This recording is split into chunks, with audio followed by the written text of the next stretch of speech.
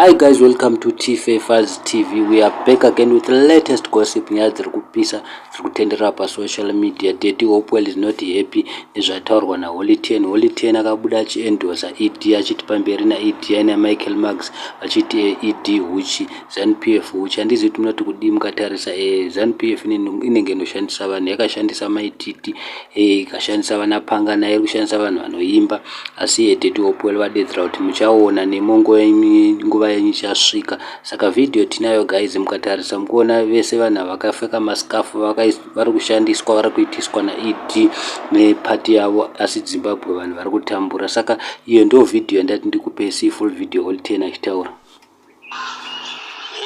Holly10, leader of the youth, speak of the truth, and I'm proud of my country, Zimbabwe.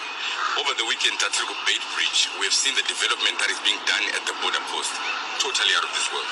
We have been in and out of the airport. Things are changing.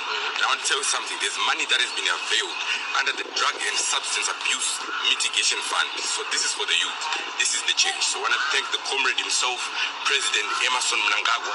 We are supporting you. We are with you, the president, for the people. Uchi.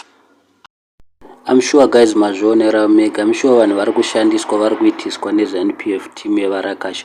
Winky D paakataura zvakachipa ngoma dzake asana kutaura kuti ZANUPF akadzingwa, akatukwa, akanyombwa, ngoma dzake dzirunzi ngadzisaimbwa muZimbabwe.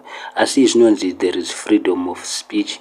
Munhu anofanira kubudikira pachena achitaura kuti ndeipi pati yaanoda, asi ZANUPF inoda kana iri iyo. Muri kuona iri kushandisa vana Holly10. Ndosekera Holly10 akavhunduka last time paaita collab naWinky D akadedzera kuti ndakashandiswa chichi, tese takazviona. Saka ndonyaya ngataura naye guys kuti sikokudza kuti ZANUPF iri kushandisa vanhu. You must be careful. Ikakushandisa inozokurakasha yokurasa sezvakaita maititi. Thank you so much.